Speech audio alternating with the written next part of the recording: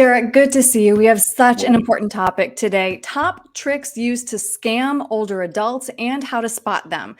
Yeah. Scams targeting older adults are on the increase. In 2021, 93,000 older victims were scammed out of $1.7 billion. A hmm recent report from the BBB found that romance scams are the riskiest for those 55 to 64. So we're going to talk through some tips. And the first tip is watch out for phone fraud. This isn't just about email phishing. Yeah, you're correct, Aaron. You just laid out the numbers. Scam figures and the amount of people being taken advantage of has absolutely exploded. And Mhm. the main reason is because the old email click scam is kind of put to bed and it has fully developed out with all the social media websites and telephone scams. It just continues to get the web of scammers continues to expand and expand. And Mhm. advanced. They are very good at what they do, or they wouldn't be doing it. That is Next, we want to correct. talk about sweetheart swindles. Older adults are often targeted if they're widowed or divorced. Yeah, number one, I think target for scammers is to find someone that's vulnerable. It could be someone Mhm. that's widowed. It could be someone that is just recently divorced. Could be someone that has just lost a loved one. Whenever there's emotion involved or there's a lack of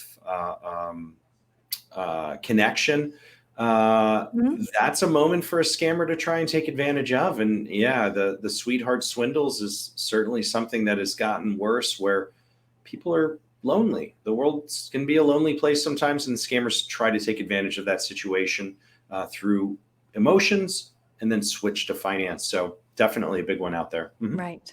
And that leads to the next tip, which is reach out to someone you trust. Ask for Yeah. help or a second opinion. One third of these adults who've been scammed are too ashamed to even tell anybody. Yeah, Aaron, I don't know if you've ever been ashamed or embarrassed in your life, but Lots of times. Yeah. yeah, we absolutely all have. And Mhm. and the number one reaction that we get from any human being that's been scammed is, "Oh my word, I'm embarrassed, I'm ashamed. I can't believe I let this happen. I should Right. have known better." And you go down that emotional spiral. And what we try to get people to understand is the first thing that you should be doing is just reaching out to someone you trust. If you have a trusted advisor, financial advisor, reach out to them. You might have a friend. You might feel more comfortable to disclose information to a friend. Start by reaching out to a friend, but or a family member. But the key here is to identify when someone is asking for monetary or money, whether it's through a phone call or you won the lottery or anything, or person that you might think you're in a relationship with. It's your first step is to take a step back Mhm. and reach out and double check that by Yeah. calling It's someone you trust. right. Mhm. It's okay to be cynical. I've learned that too. It And is. then the last tip, of course, guard your personal information very carefully. Yeah, I think this is something that's become very important in society over the last maybe 10 years is Mhm. guarding your information. So making sure that you're not giving information out to someone for no reason. So if someone calls and asks driver's license number and social security, you should know why do you need that information. Again, it comes back to that rule of, if you're passing your information out to anyone or they're asking for information, take a step back. It's okay to reach out and say, let me double check if I should be giving you my information.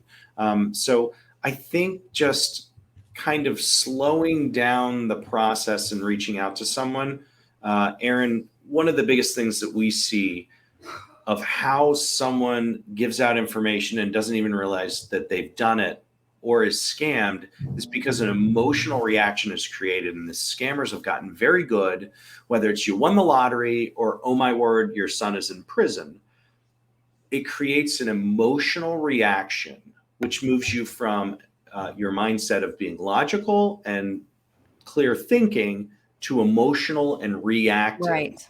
And so I think if you ever get in that event that you get a phone call or an email or someone asks for things, the best thing you can possibly do, the old sleep on the technique, take a step away and Mhm. contact somebody. Right, well Mhm. said.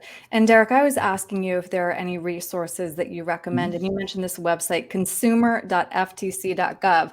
And I mean, you can even just plug in what you think might be a scam. They have so many great resources here. Yeah, this is a great space to go to. You don't have to log in. You can go over, you can look at scams. If you've received a phone call and you're like, I don't know if I should send that person money to win my lottery winnings, you can go here. There's enormous amount of information. If you've been in an event that you were scammed, this is the place you would go to file that information. Right. It is embarrassing and to humbly do it, but putting that information can better help protect other people in the future. And that's the best thing we can do as a society, is continue to work together and take care of each other. Well said, Derek. It's such an important topic. I'm glad that you brought it up today. I think a lot of people will find a lot of helpful information here. But if somebody does want to talk any of this through, what's the best way to reach you? Yeah, they can reach us just right through their website is at www.threeleaffinancial.com. Okay, Derek, thank you. Thank you, Erin. Have a great day.